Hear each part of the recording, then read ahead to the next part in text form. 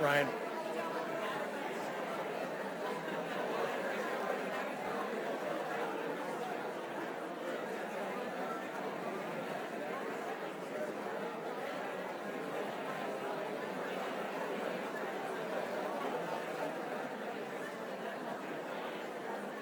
Good afternoon. Good afternoon.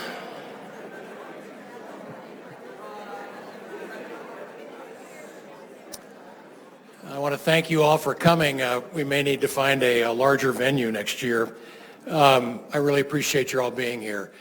I want to start by acknowledging that we have a few special guests here today. We have Heather Mulvihill, who's here, who's the chair of the board of the Johnson Depression Center.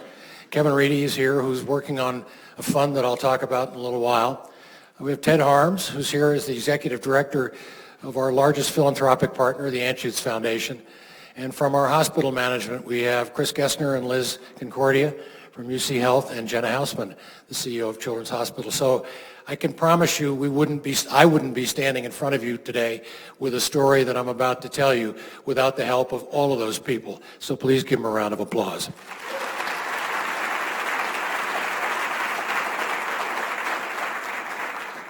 We've often said this is a coalition of the willing, and sometimes we're more willing than others, but anyway, for the most part, it works pretty well. Anyway, it's a privilege for me to be here today to talk to you about the state of our campus. As we all know who work on an academic medical campus, it's kind of hard to explain to people who aren't steeped in it why it works. There's so many highly developed areas of expertise across the spectrum of education, research, and care. And somehow, when they all come together, the results can be extraordinary. It can feel something like this.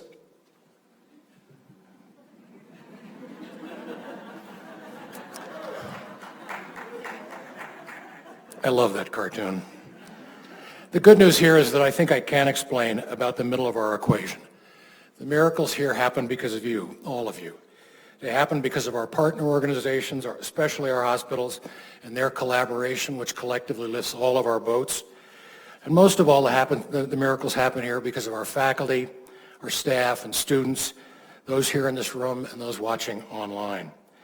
They happen because we're united in a common purpose: to provide the finest health care in the world, to push the science behind that care to new horizons, and to train those who will deliver that care in the future. Because of you, all of you, the state of our campus in 2019 is, in a word, strong. But we have this room for a few more minutes, so I'll take an opportunity to elaborate on that single word. Today I'm going to talk briefly about the year that's just passed, our progress in some priority areas that we laid out for the campus 3 years ago, the challenges we face, what's ahead, and most importantly, why it all matters. As we've done every year since we've moved to this campus, we've shown solid growth. Let's take a look at some of the top-line numbers from last year. Total university revenues were up by $2.19 billion, a 7% increase from the prior year, with clinical revenues accounting for about half of that. Our clinical volumes continue to increase. This campus had 2.1 million patient visits last year. That's an astounding number, and it's a 5% increase over the prior year. Our faculty body grew by 4% last year and now numbers over 5,000. The most astonishing part about that is it's a 76% increase in faculty since we moved here, completed our move here in 2010. But beyond quantity, the quality of our faculty continues to soar. Whether new to the team or seasoned veterans, our faculty have been and will continue to be the foundation of the excellence on this campus. Sponsored research was up by 7% last year, with new awards totaling over $550 million for the first time. Philanthropy hit yet another record all-time high, with $324 million raised from 6,600 benefactors. As excited as we are about the amount of philanthropy on this campus, we're just as excited about the dramatic increase in the number of gifts, which grew from 16,000 in 2017 to over 18,000 last year. I need to give a huge shout out to Scott Arthur and his team along with and importantly with their faculty partners, because we wouldn't be doing this without them. So the growth last year was robust, but our 5-year progress is even more impressive. These numbers paint a broad picture of continued and very steep trajectory in all the areas that academic medical centers traditionally measure. And unlike many of our peers in large metropolitan areas, we actually have room to grow. Our new Anschutz Health Science Building, which we think of as 390,000 square feet of possibilities, has been taking shape since breaking ground last January. Both hospitals are expanding dramatically to meet growing clinical demand and capacity challenges. University Hospital is starting its 3rd inpatient tower, and Children's is building out previously shelved space, while both systems are expanding facilities up and down the Front Range that will not only provide care locally to their patients, but will feed tertiary and quaternary care to this campus. Our schools and colleges are continuing to fill their critical role in educating and training the healthcare workforce. While some of our schools are facing market pressures, many of our education programs are now in more demand than ever before. To give you a sense, last year there were more than 3,000 applicants for 670 spots in our nursing programs. We had over 2,000 applicants for 80 spots in dental medicine. And what I think is a ridiculous number, we had 10,000 applicants for 184 slots in the entry-level class for the School of Medicine. Over the last 10 years, applications from highly qualified students for our biomedical PhD programs have nearly doubled, and a task force recently recommended a substantial increase in the number of PhD students across the research disciplines to continue this upward trajectory. On the curriculum side, we're working to ensure that our programs are evolving to meet changing needs. Among our new academic offerings over the last 2 years, 2 new tracks in biomedical science and biotechnology, a new master's and PhD program in health economics in partnership with CU Denver, master's degrees in clinical pharmacy and pharmaceutical sciences, a PhD in pharmaceutical outcomes research, and a new fellowship in palliative care. In addition, as many of you know, we signed an MOU with Colorado State University this summer to begin planning a medical school branch in Fort Collins to go along with our 3-year-old location in Colorado Springs. Our efforts to build a healthy future for the community in which we live and work also gained steam last year. Building on the efforts of the Dawn Clinic, we're collaborating with partner organizations in Aurora and the Salud Family Health Centers to plan the Aurora Community Health Commons Project, led by the School of Medicine and with invited participation from all the schools and colleges.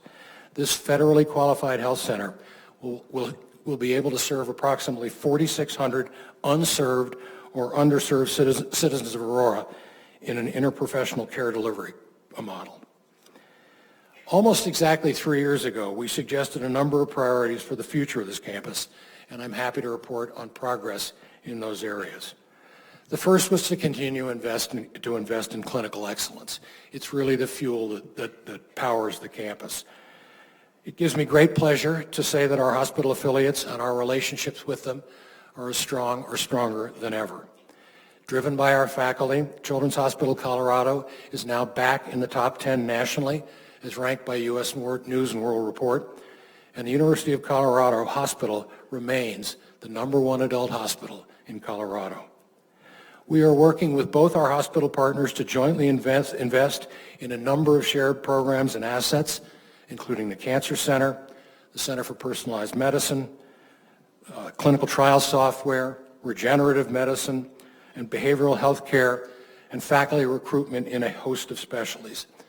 Sharing a campus with a highly ranked pediatric and adult hospital puts us in select company. By our count, we are among only a handful of campuses in the country that has that base. Not to overstate it, but I believe that our ability to leverage that asset, research and care across the lifespan, will define the arc of our future success. The second goal was to increase and diversify research funding. While our sponsored research revenues, as I said before, grew by about 7% last year to a total of $553 million in new awards, the NIH portion of that was actually up even more, up 14%, and it's critical that we remain competitive in NIH funding. What's more, support in other areas of research funding is up as well, by 14% from industry and 16% from associations and foundations. Let me cite just two examples behind those numbers. CU Anschutz faculty, led by Joaquin Espinosa in the Cernic Institute, and with the help of the Global Down Syndrome Foundation, just received $8.2 million in NIH grant funding to advance research on Down syndrome with co-occurring conditions. That represented 23% of the total bolus of that pot of money that was offered by the NIH. Let me repeat, 23% of one whole grant pocket ended up in one institution, ours. The Colorado Center for Personalized Medicine, now 5 years old, has received $26.7 million in research funding to date, with the first enterprise health data warehouse on a highly secure and HIPAA-protected cloud platform. Its personalized medicine registry now has more than 100,000 patients enrolled and 30,000 samples genotyped. Last October, the registry launched its process of return of results, which provides state-of-the-art clinical decision support to our physicians. Ours is one of the first personalized medicine programs in the country to integrate the clinical use of pharmacogenomics via a research biobank, and it's one of just 5 in the country that has more than 30,000 samples and is already returning genetic results to the clinic. Finally, and importantly, we've teamed with Children's Hospital over the last year to evaluate how we're supporting child health research on the campus with the goal of significantly improving both the support for that service and the efficiency of it. One of our greatest assets with respect to research, and in fact with everything that we do on this campus, is the collaborative spirit that we have, and we can never take that for granted. One particular aspect of that collaboration is the respect and civility with which we treat our colleagues, including those with whom we might disagree. Our diversity in all of its forms, including that of opinion, is a great source of pride, and our different identities and viewpoints enrich the learning and professional environment for all of us. Moving on to innovation, the re-engineering of our technology transfer operation is yielding some impressive results. Look at these increases from where we were 4 years ago. Invention disclosures, up 43%. Technology licenses, up 55%. And the number of startups formed, up 133%. In the last year alone, CU Anschutz faculty external startup companies raised over $100 million, and over 500 companies applied for access to our innovation centers, and both hospitals received national recognition for their work.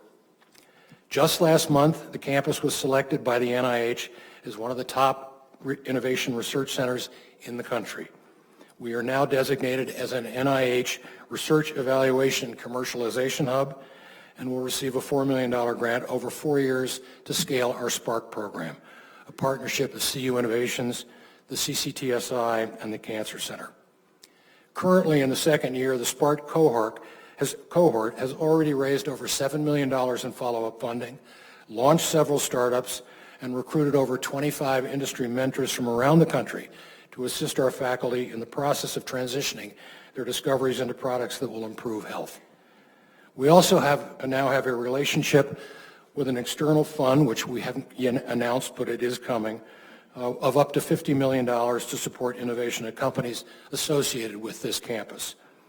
We've been challenged for years by a lack of support, both in terms of funding and personnel, for bringing our ideas to market. There is a quote that says, "A vision without money is a hallucination." Pretty good quote. I'm happy to say that with the SPARK program, Gates Grubstake Awards, a Chancellor's Innovation Fund, and now this external fund, our vision is closer to realization. These accomplishments have been achieved through the work of many, but I'd especially like to call out Kim Muller and Steve Van Nerden at CU Innovations and their colleagues, Rich Zane and Steve Hess at UC Health and their colleagues, and Robin Dieterding and her colleagues at Children's Hospital. Collectively, they have done an amazing job. The next priority was mental health, and I couldn't be prouder of the work that's going on in this area. Through the efforts of so many people on this campus, we are making progress toward more fully integrating mental and behavioral health into our patient care environments and our curriculum. And I hope we're making strides toward reducing the harmful stigma that too often keeps people in need of quality mental health care from actually seeking it. Our hospital partners are weighing in heavily in this area. Last fall, Children's Hospital Colorado teamed with our Department of Psychiatry to launch Partners for Children's Mental Health, a statewide network of individuals, organizations, and agencies helping kids get the right mental health at the right time and right in their own community. And UC Health's huge announcement in September that it will invest over $100 million to build out its behavioral health care offerings throughout the state will ensure that behavioral health therapists are an integral part of the patient care experience. We're also bolstering support of our students' mental health. We've expanded our services and availability of the Student Mental Health Service, which is now coordinating more closely with the Campus Health Center. We've launched the U at CU Anschutz portal, and we're increasing wellness programming across the board.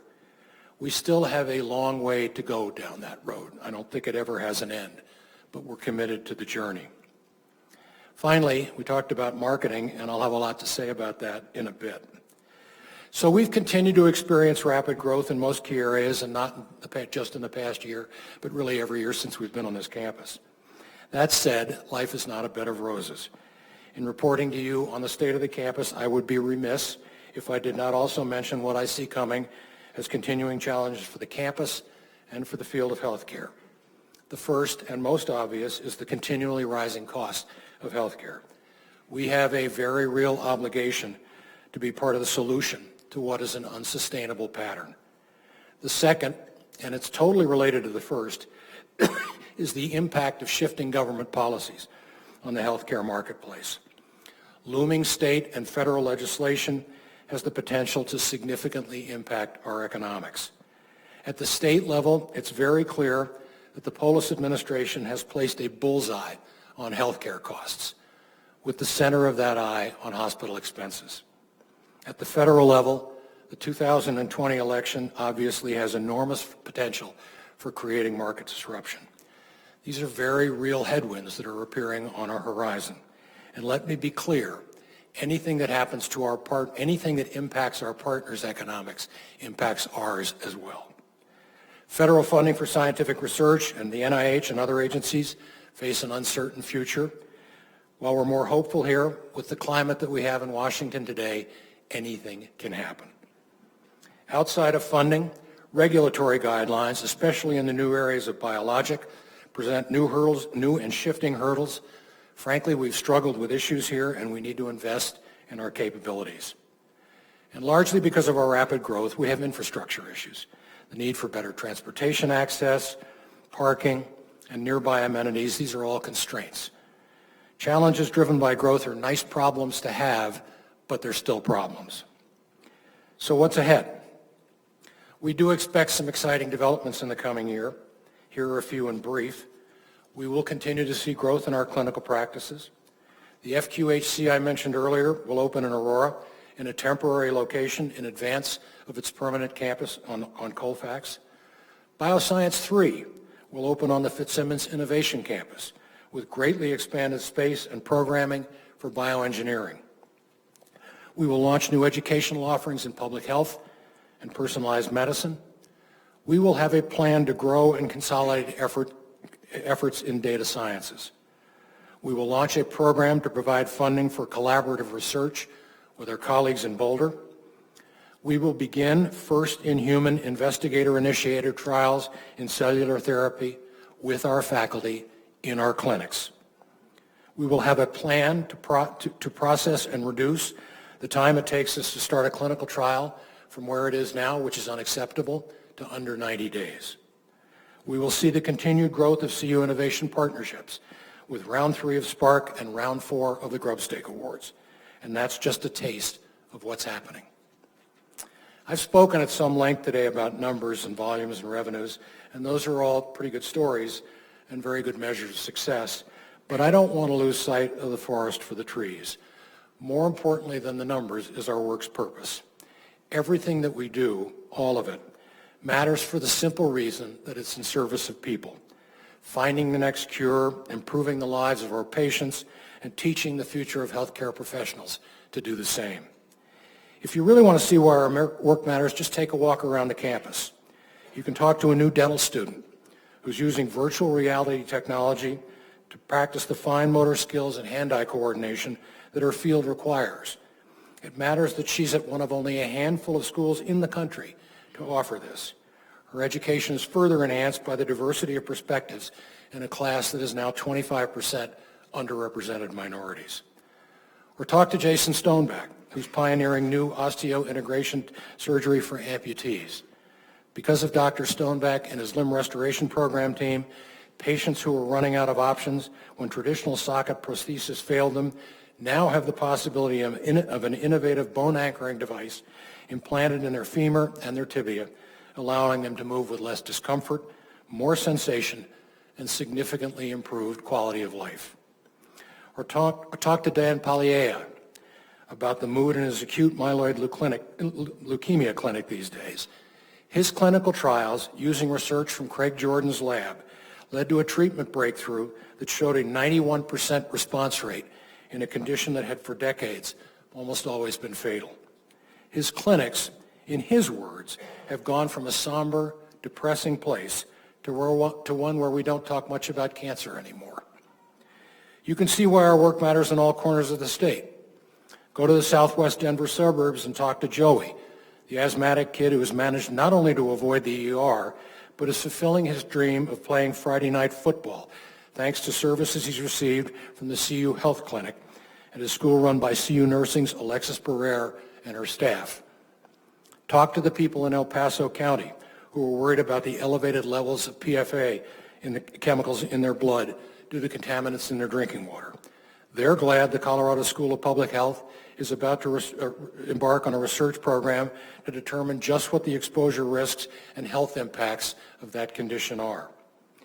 Near Steamboat Springs, you can talk to Ashley, who struggled for years with an opioid addiction and couldn't get treatment without traveling to either Grand Junction or Denver. She finally found the help she needed right in her community through a medicated assistant treatment program at the clinic run by nursing, a program so successful that Governor Polis recently expanded it to the San Luis Valley. Or talk to patients across the state who aren't getting addicted to opioids in the first place because their doctors trained through the Center for Prescription Drug Abuse and Prevention are now providing alternatives for pain management. You can actually see why our work matters across the globe. Talk to a patient in Australia who has epilepsy so severe that until recently she couldn't drive to work or even walk to the mailbox alone for fear of falling or blacking out. With a pump in her abdomen, distributing a concentrated epilepsy drug directly to her brain, developed by Tom Anschutz from, I got it right, didn't I, Tom? Thank you. I'd prefer if everybody in this room was named Smith. From the CU Skaggs School of Pharmacy, she's now commuting to work and talking about having children, things she couldn't have even dreamed of a couple of years ago. Talk to the family of 8-year-old Mario in the Trofinios region of Guatemala, who was suffering from a dental infection so bad it left him incapacitated and in fact threatened his life. After CU dental students extracted 6 teeth, that must have been fun, the swelling and the infection resolved. Thanks to the basic health and education services provided by all of our schools and colleges at the Center for Human Development, Mario's family and 30,000 other rural Guatemalans are looking to brighter futures. Or talk to the patients from around the world who bring their battle with pancreatic cancer here because they know we're up for the fight. We do know that what we do here matters, that our particular combination of clinical practice, education, and research results in world-class science and exceptional care. We know this because we work here, but we've felt for a long time that the rest of the world didn't know our story. I promised last year that we would try to find a way to tell the world that story and develop a plan to communicate the collective impact of this campus, and I'm happy to say that I think we're making good progress.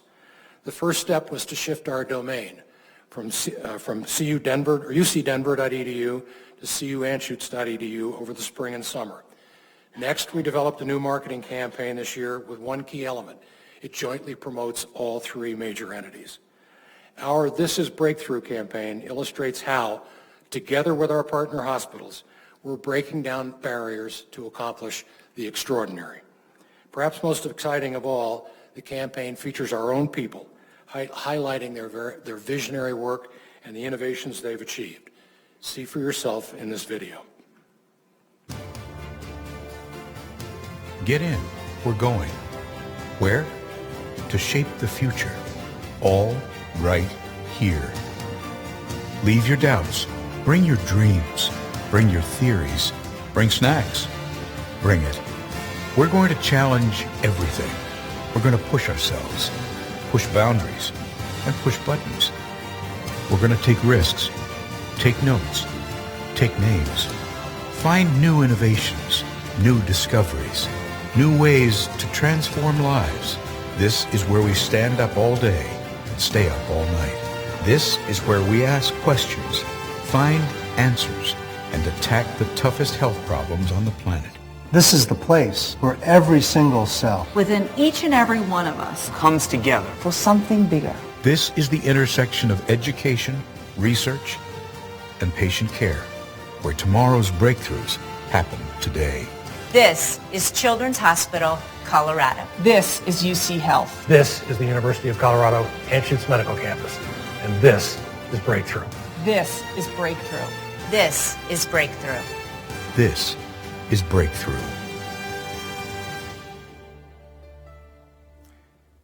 The talent and collaboration on this campus does lead to countless breakthroughs, all in the service of what matters most, the improved health of our patients and our community.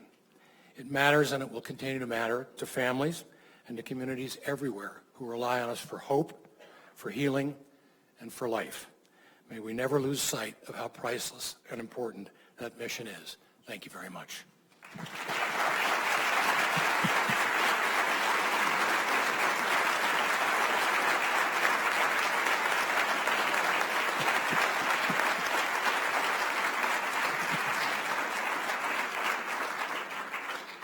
At great personal risk, I'm willing to answer a few questions.